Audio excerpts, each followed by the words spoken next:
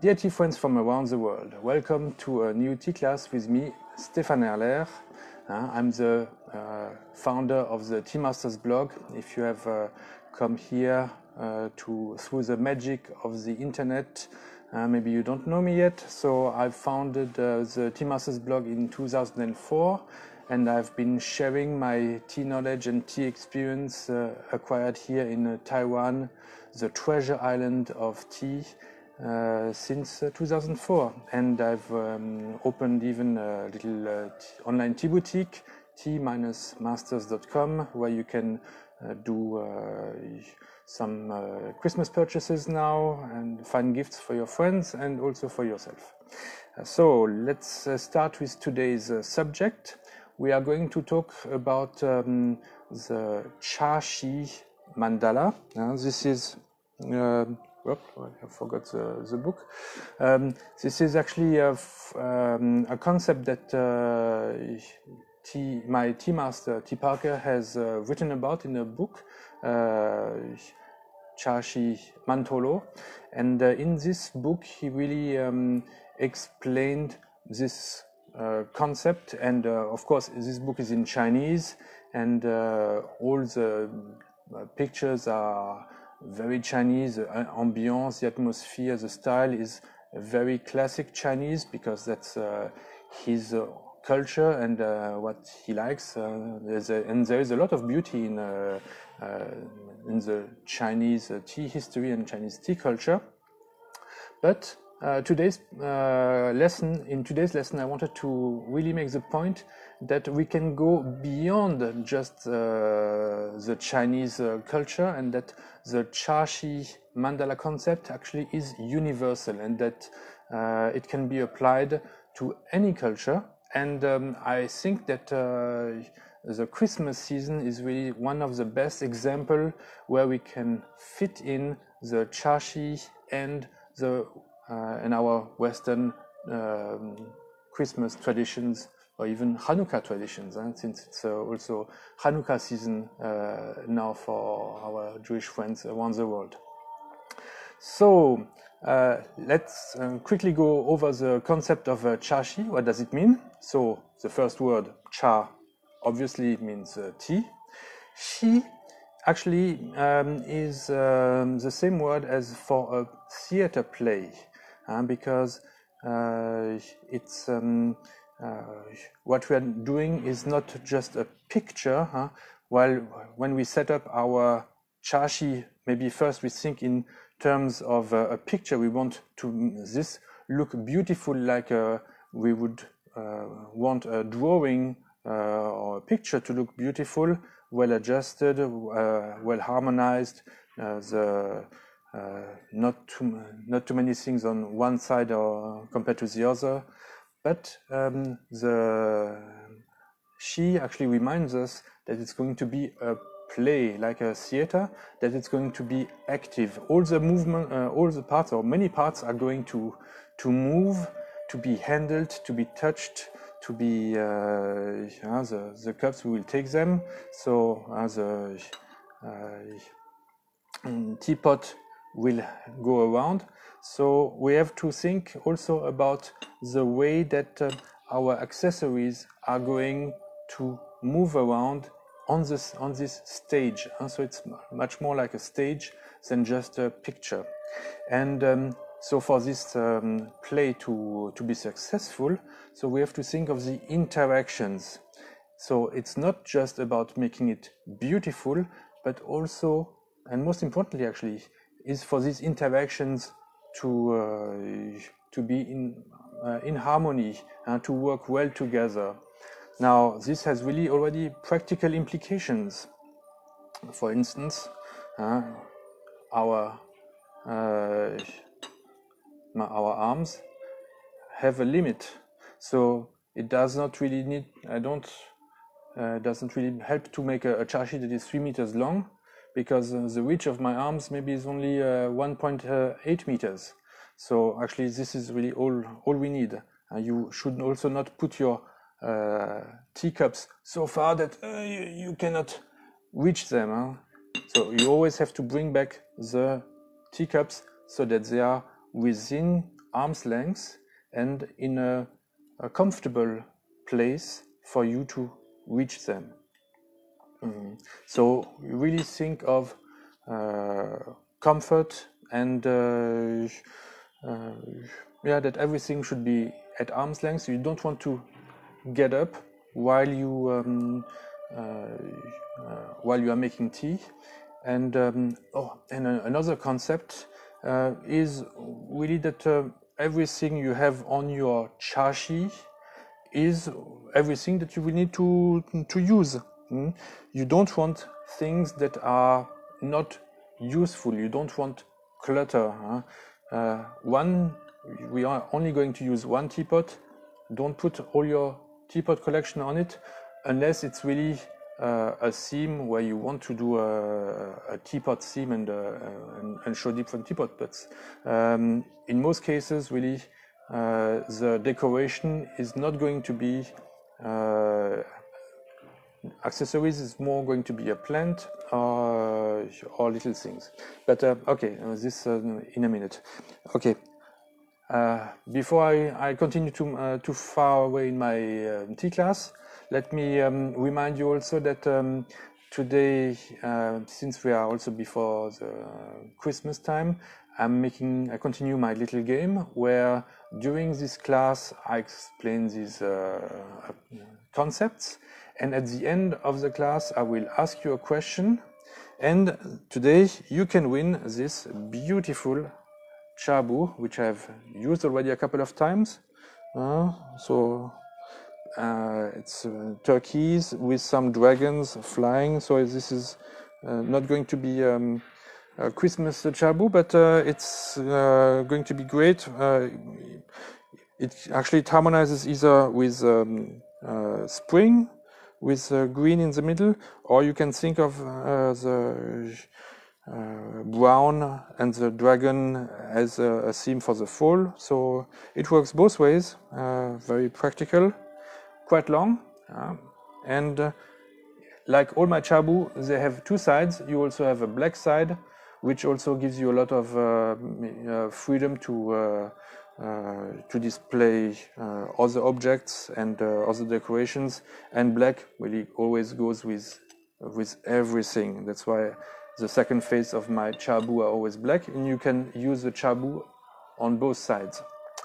Okay, so this is the chabu that you can win at the end of the class, so stick around and listen carefully to what I'm saying so that you can find the answer and be the first one to put that answer in the comments. Now, the rules for participating is actually, there are not so many rules. You don't have to make any purchase on my blog, even ever. That's okay. We are in a sharing mood, and but I would kindly ask those two recipients of gifts in the 2 previous weeks to abstain from participating in order to give others a chance to win. It's better if you are from a country where it's possible for me to send packages to, for right now, Canada, I can only use EMS, which is a bit expensive, so I would restrain it only for if you here. Actually, you would have to make a purchase. If you purchase with EMS, then I can send it, but otherwise you would have to wait until it's again possible for me to send by airmail. The US is okay, except for Hawaii, where it's still not possible for me to send by airmail and even by EMS. In Europe, you can see on my boutiques there are some restrictions. France, in UK are okay, but I think right now they are sleeping, maybe except Valérie. Good morning. So just check if your country is available for airmail delivery, then you can participate in this little contest. Now back to the idea of the Chashi. Another very important concept is the concept of functional beauty. With these two words, we have already explained most of it, but I'm going to explain it a bit further. The concept of mandala, mantolo in Chinese, that Teapot uses actually also summarizes this concept. The mandala is to create a harmonious world that suffices in itself, that is enough. So you create on your chashi, you bring all the instruments, all the accessories you need to make the tea. So don't forget anything you don't want to get up to get it, and it has to be in harmony with each other. So it does not need to be perfect in each and every way. Some items don't have to be the most extravagant, necessarily the most expensive teaware that you have to make a chashi. Like today, I'm using a very simple porcelain teapot, but the reason why you would choose this piece of accessory is that it is in harmony with both the tea you want to make and with the feeling you want to create. Now, so everything starts from the tea, really, and from the feeling you want to create. So for the feeling, it's obvious we are in the Advent season, less than 2 weeks before Christmas. So we have created, we want to create an atmosphere of Christmas, which is why I have this little Christmas tree with Christmas decoration. This little Christmas tree here with a little lamp. Yes, it's shining, LED lamp, a little Christmas decoration here. And for me, very important, maybe most important, is this little quilt that I put on my black chabu. And this quilt is, I'll show it a bit better here like this. Let me show it to you.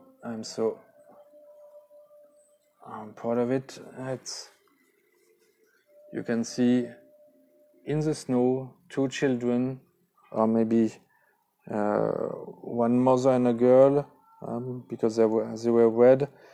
One wears a lamp, so it's probably night, but it's all white, and they go to church for Christmas. And now this is a quilt that my mother made for me, and I will always put it as a decoration close to the Christmas tree or close to where I make tea. And this will remind me of of my childhood in Alsace.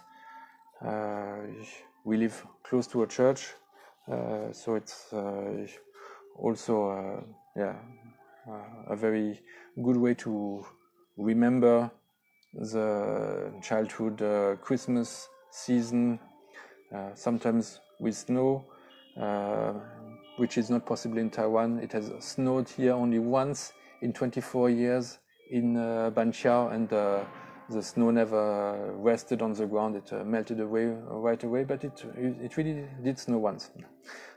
Otherwise, you have to go to the mountains to see snow here in Taiwan. But this is more frequent. Okay. So the decoration, you can see, is not necessarily Chinese. For Christmas, our Christmas decoration are a perfect fit for a chashi. And this is really in the spirit of creating a chashi, because it is creating, it's adding your personal touch to the tea. It's creating a world of not just teaware, but also with that adds your culture, somehow your creativity, or the creativity of your mother, but maybe also your own decorations. So you really feel invested. You really feel a link to this decoration, and it will provide meaning to the tea you are making. So it's going to be much more ceremonious. So that's why people speak of a tea ceremony very often. But we stay also in the concept of shi, of play. It's going to be a joyous ceremony. And so for the tea that I wanted to brew with this, I've chosen my imperial grade Oriental Beauty from HsinChu from 2018. Now, the reason for this choice is actually Christmas only happens once a year. It's a special time, and special time calls for special tea already. So that's why I would rather choose a high grade tea. If you don't have this imperial grade, you can also grab a standard grade of Oriental Beauty. It's also really very, very good already.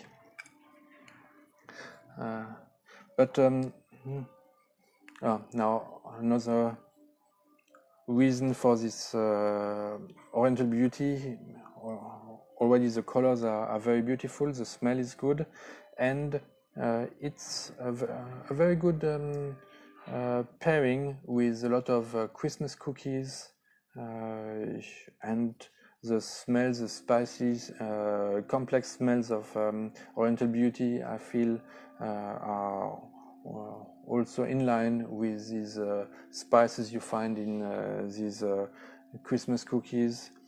And the high oxidation brings a feeling of warmth to your body.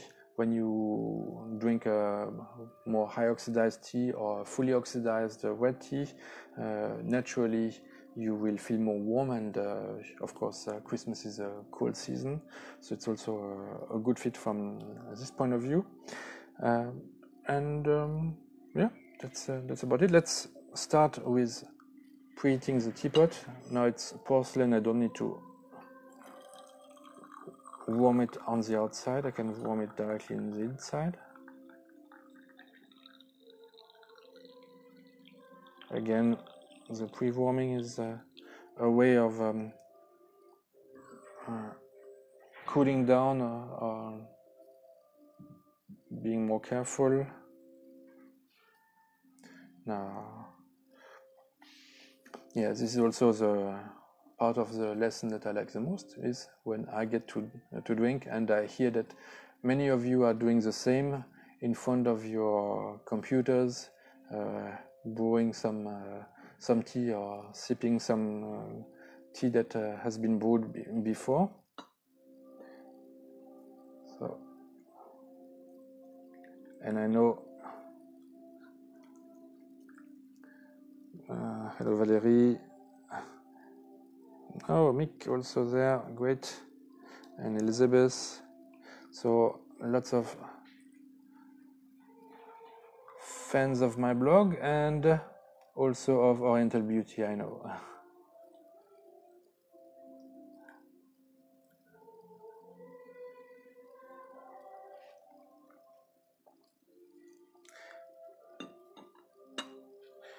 Okay, let's get the water again to boil.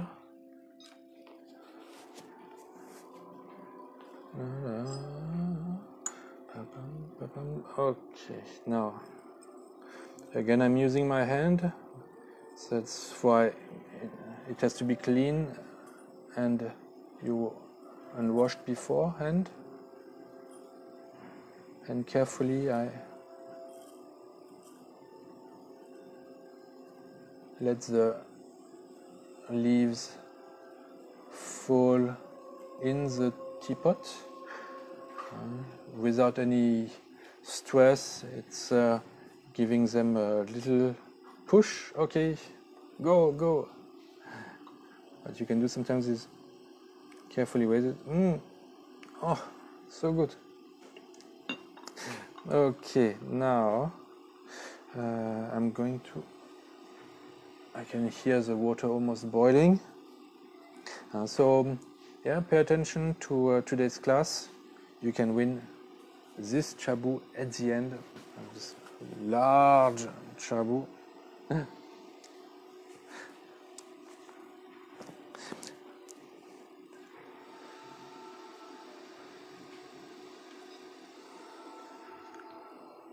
Okay. Now the leaves are not rolled, and they are simply twisted, so I will pour very slowly and from a low height so that the water does not splash. If you pour from too high, you will notice that the flow of water will start to not to be harmonious at the end and will splash. So that's why we pour from a low height.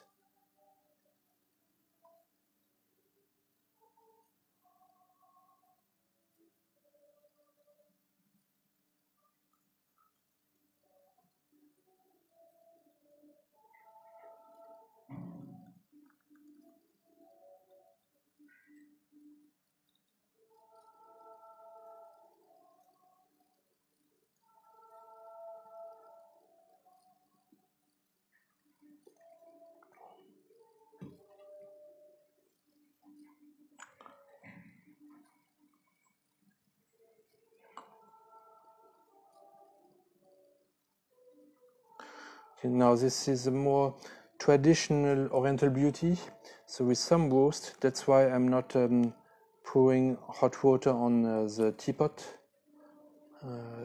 I want now really the finest aromas.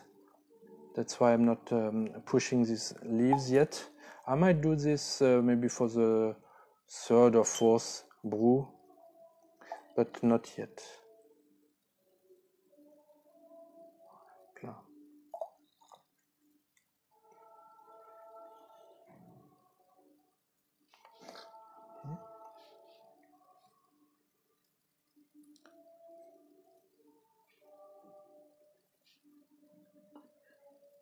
Okay.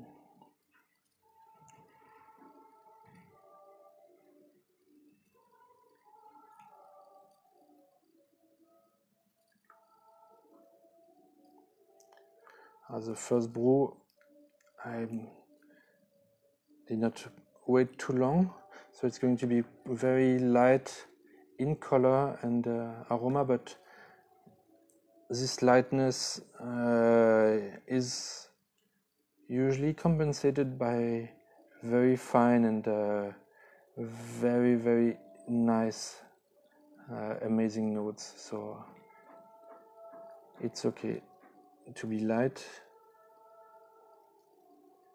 especially if you are not eating with it, with anything with it.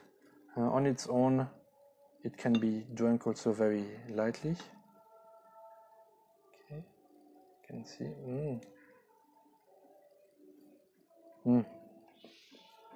Already an amazing smell. Christmas. Oh, it's perfume. It's perfume. Okay, so I have a pad so that I can see your comments and your questions. So if there's something you don't understand, you can always ask a question, and later on you will answer the question to win the chabu. Sorry, I'm pausing. It's so good. It's so good.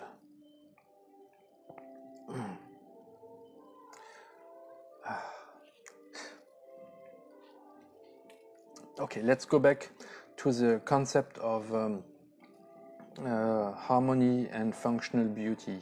So the idea is to harmonize your teaware with the tea. It's not just to make this look beautiful and harmonious in terms of proportions, colors, and oh, I'm choosing white because it goes well, nice with this white porcelain goes nicely with this black background.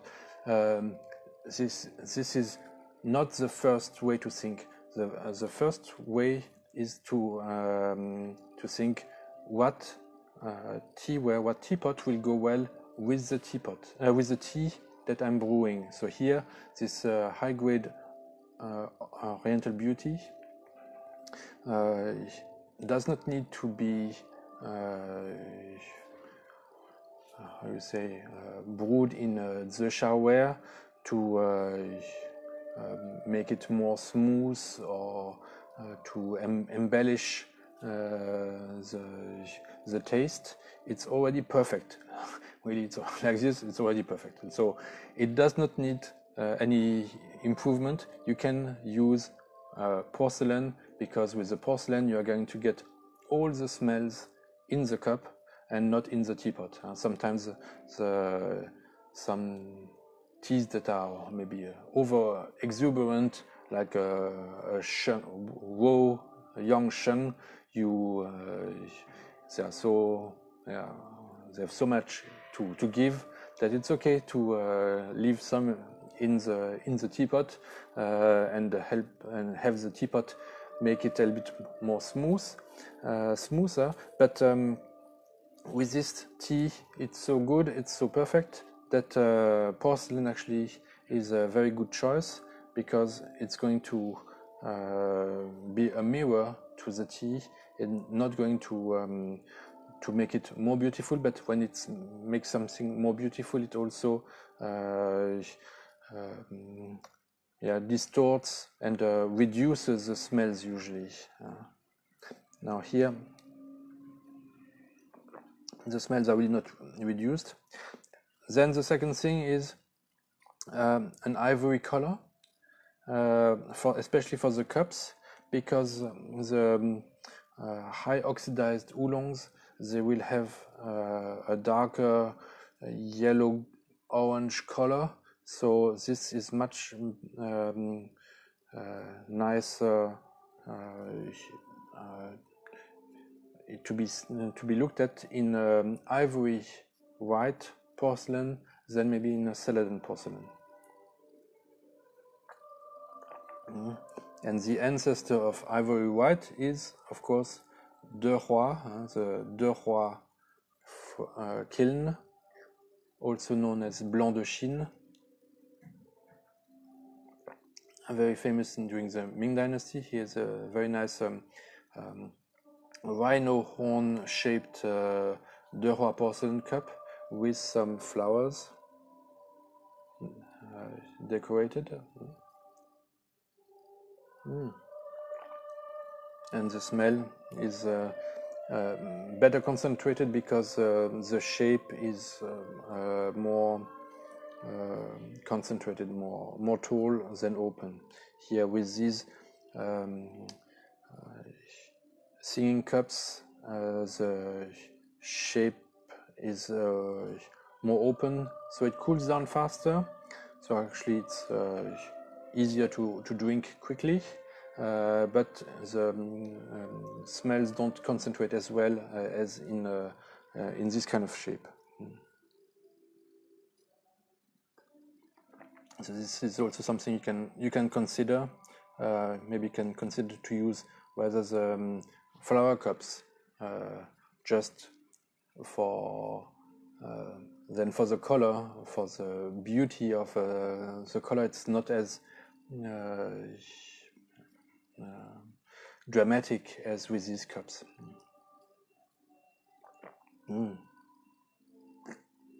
Really very nice. Okay, sorry about it. I had to enjoy myself so much with tea, but well, that's the whole point of this lesson and of me founding this blog in 2004. So yeah, we'll go back to functional beauty. So really you have to think of this function to harmonize the tea with the teaware. So you see I'm talking about how the teapot is a good fit for the tea, and how the tea cups are also going to be a good fit then for the tea that I'm brewing. And so this is really the number one criteria for your chashi, for determining which teaware you are going to use. It starts actually with the tea. But then, of course, you also have to think in terms of beauty and how to make this not only functional but also beautiful. And the beauty, to some extent, does not have to be really so functional with plant that you are, or the decorations that you are adding. It just needs to be beautiful, but you still need to find a sense of harmony. Now, the easy thing with Christmas is more about exuberance, about yeah, it's a little bit kitsch. It doesn't so. The sense of beauty is not so much in the detail. Well, here I do have a lot of artistic detail, but usually when you have a Christmas tree and decoration, it's you don't need to be Picasso to make a nice Christmas tree with flashy balls and Christmas decoration. It will always look beautiful. So to create beauty with the theme of Christmas is really the easiest thing to do, because this beauty has been tested for now almost 2,000 years. Well, actually, the real Christmas decorations don't date back so long. They started in Alsace in Germany. This tradition of Christmas trees. Even the Santa Claus actually comes from my region. Originally, he's actually more Saint Nicholas, and it's Thomas Nast, German immigrant to the US, who was the first to draw Santa Claus in the US in a cartoon form for newspapers. And Thomas Nast, he was born in Landau, in Rheinland-Pfalz. That's the town where my grandfather comes from. It's just 1 hour away from where I live. So Santa Claus really is from, and all these Christmas decorations, they come from the place where I come from. So that's also another reason why I feel so much connection with Christmas, and it's the season where I go home. Even I'm stuck in Taiwan now, also due to the COVID, you cannot fly. Maybe many of you will be in the same situation. You cannot see all your friends and family due to restrictions on travel or on gatherings. So if you do this kind of a chashi, for me it helps to get this feeling of connection and with my past and with my family, with my mother, and of course it's a lot of fun also for my own kids to see and learn. Now they are grown, but it's really nice to share these traditions with them, and I think that if you combine them with tea, it will add a lot of meaning to your tea experience, and also meaning for the Christmas experience. So I have a long comment I see. Let me quickly read it. Is there any kind of Christmas market in Taiwan? Is Christmas recognized at all there, even in a commercial sense? Well, for the last question, in a commercial sense, definitely there are Christmas trees in front of every major big store in Taipei and in New Taipei City, probably also in the south, in every big city in Taiwan. And my city here, the New Taipei City, in the center, they have every year a very big Christmas decoration along the main road, and lots of people come, and on Christmas day there will be a big party in the streets. Actually, every weekend now there's a Christmas market in close to the train station here, which is the center of the town, and it's yeah, for me amazing to see how Christmas has caught in Taipei. Actually, in Taiwan, the Christians make up almost 10% in Taipei. So there's also a large Christian community here, local, and but the Christmas decoration and Christmas atmosphere has caught up also with all the Chinese, all the Taiwanese here in Taiwan. So it's quite nice to see that this Christmas feeling is also touching people in Taiwan.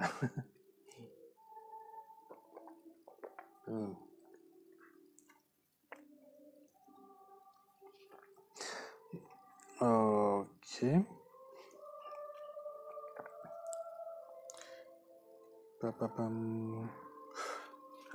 Let me do a second brew, and then we'll be able to conclude soon.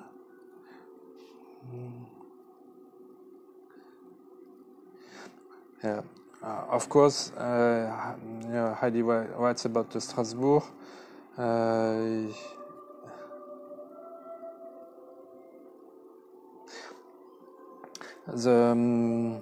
Of course, we cannot compare to Strasbourg. Strasbourg is really the capital city of the world, but they do a really good job here, especially in terms of decorations and LEDs, because Taiwan is the LED center of the world. So LED decoration is really very good here, and since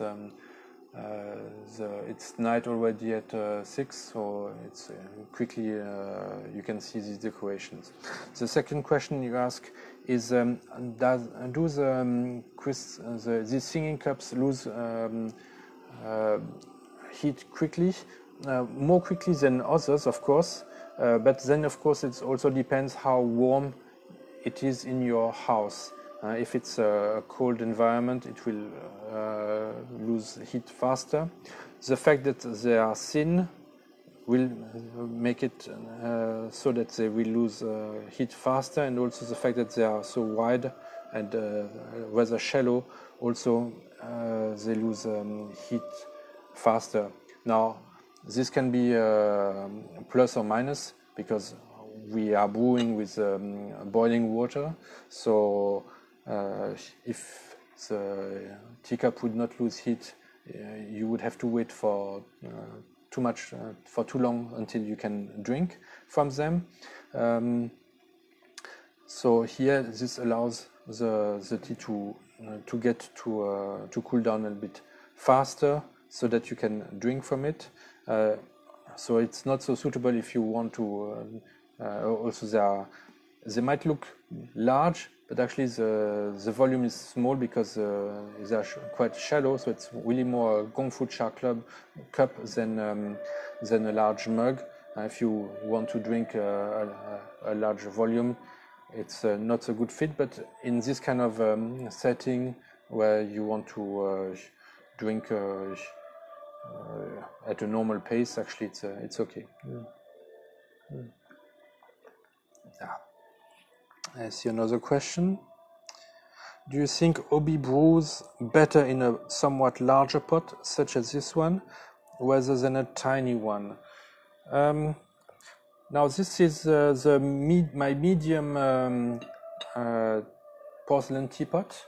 I have three sizes. What is best?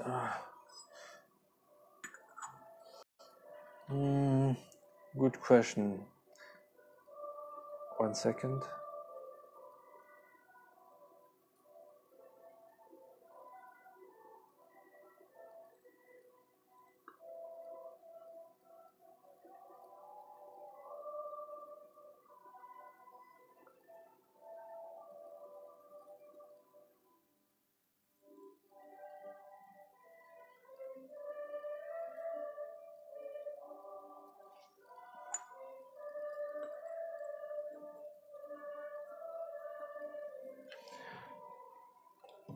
is a larger teapot better for Oriental Beauty or not?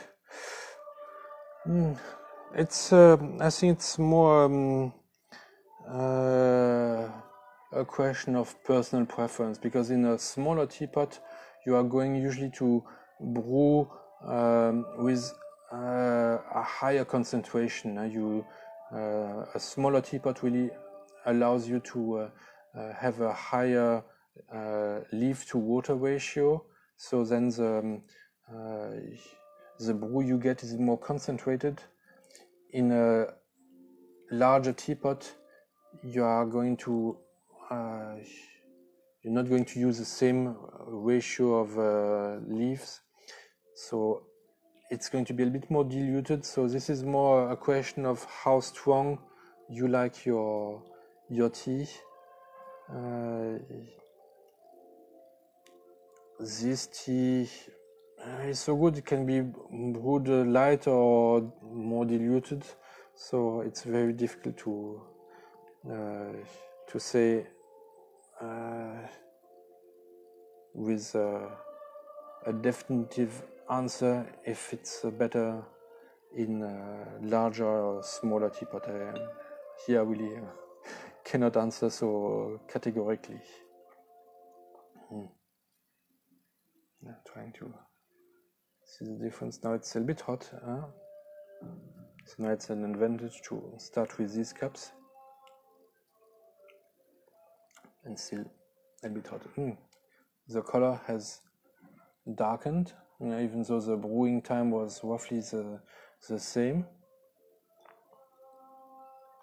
but with the second brew more the leaves have already opened up and now they release the aromas at a faster rate, so the taste this time is going to be a bit deeper, but the fragrances are still very nice.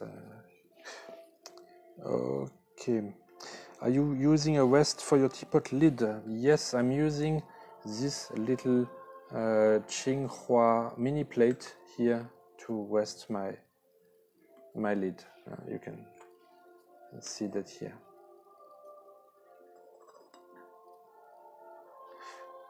Okay. Yeah, so the idea, let's if you did not catch the beginning, I'm going to give a little summary so that you can still get the answer to win this chabu at the end of this lesson, which is coming soon now. So so if you have played in the past, please give others a chance to win a prize this Christmas season. So we've seen that the Charshi Mandala is also a harmonious world. It's a world in itself where everything is complete. We have everything we need. We have the hot water, the tea in the jar, the plate to show the dry leaves, the teapot with the tea boat, the rest for the lid. We have a little wastewater bowl, the cups, of course, the chabu, and all this, and then the decoration, and all this is our chashi, our mandala, our little world of tea. And we have used theme, the Christmas season, the Advent, waiting for Christmas, that is not a Chinese theme. So this shows that the Chashi concept can be applied universally. It's not just a Chinese thing. And even though we use more traditional Chinese method of brewing the tea, inspired by the Gongfu Cha brewing method from the Qing dynasty with small teapots and small cups. We have a bit evolved from this to make it. We did not stick to the tradition of having only 3 cups and using a Juni teapot, because this Gongfu Cha was they were only brewing roasted oolongs, Now in this instance, we are brewing an Oriental Beauty, which is high oxidized and a little bit roasted. So it could have also been used at that time, but actually they would more use oolongs from Ui. But this shows that this Chashi method also works with all kind of teas. You can also use it with green tea, red tea, pu'er, white tea, yellow tea. So this modern Chashi method is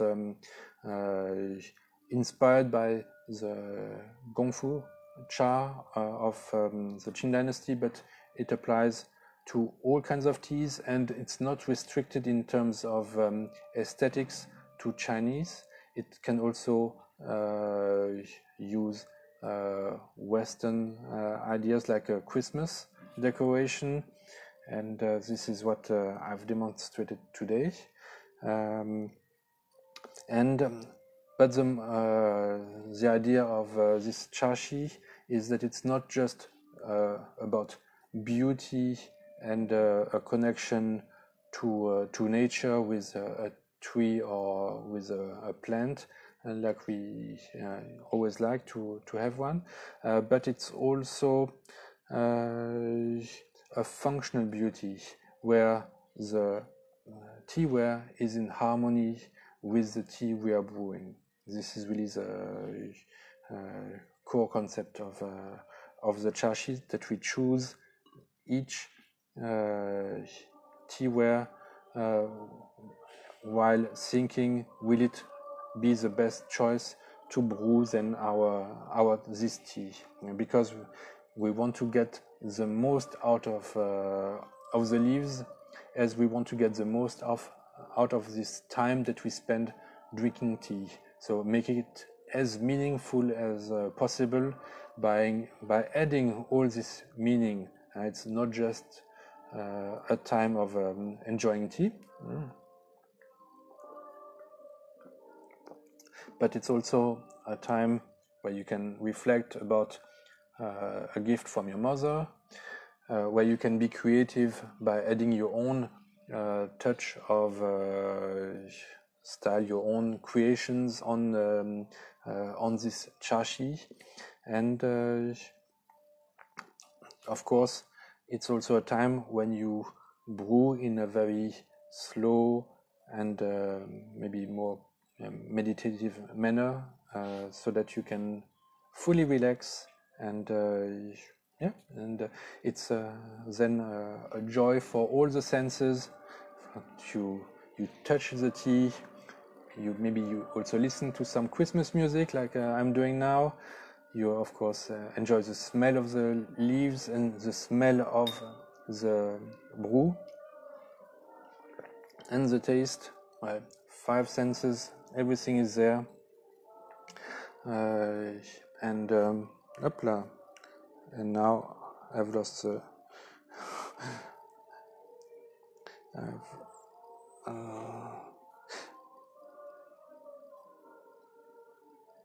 okay, I have it again.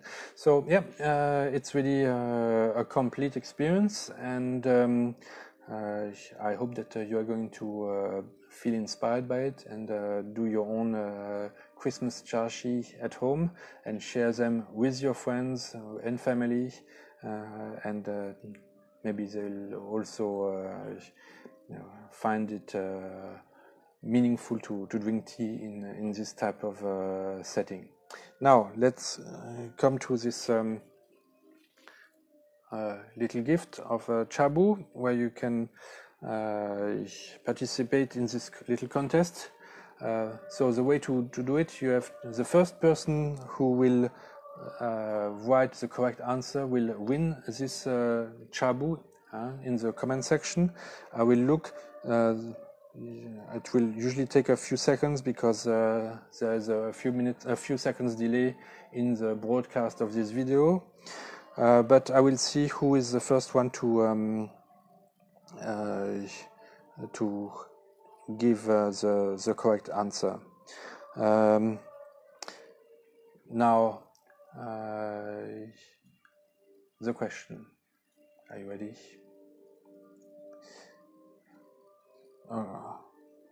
Okay. Oh, I see some questions before. Do you like to leave the lid on between brews? I prefer to leave the lid on between brews because, like this, the tea inside remains warmer. Remember the idea of preheating the teapot is so that the teapot is as warm as possible, because the warmer teapot will help extract more fragrances from the leaves.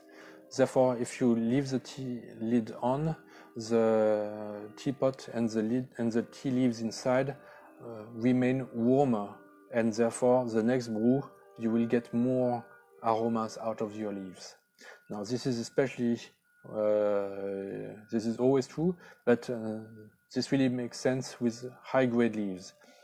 You could say with lower grade leaves, maybe you want to take it off because you don't want so many aromas out, because some of the aromas are not so good. But that's more than a problem of the quality of the leaves. With high quality leaves, you really generally keep the lid on. I see Mick also has a question. Do you use tap with a filter, or do you buy mineral water?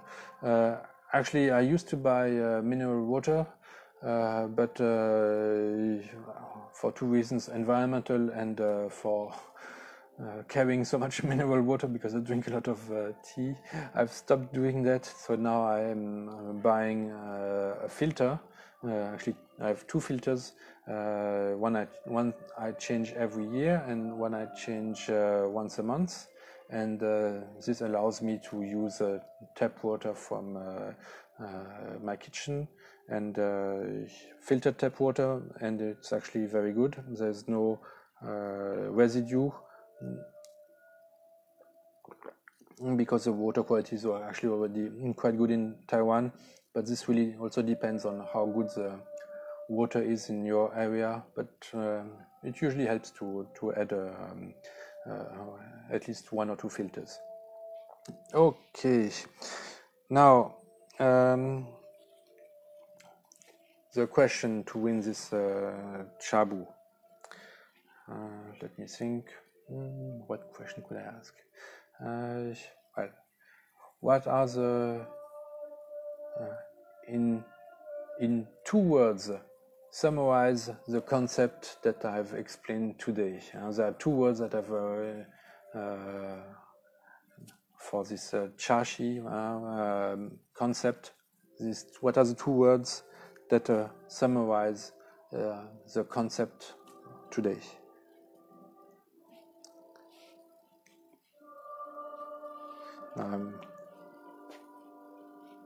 So there's 1 word and 1 adjective. Oh, Joy, you are the first one. Joy, good. Functional beauty, you are correct. This is the right answer. Congratulations to you. I will get in contact with you, get your address, and I hope that you are functional beauty. I hope that you are in the US, so that I can ship this chabu to you. Yeah, thank you very much for coming to my little tea class, and I should be able.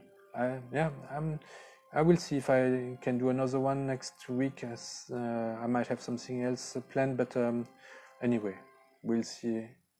Again, thank you very much for participating. Thank you very much for all your support. Come and visit my blog, my Instagram pages. Subscribe and like this video if you see it on YouTube, and like it also on Facebook. Thank you very much, and see you next time. And Merry Christmas.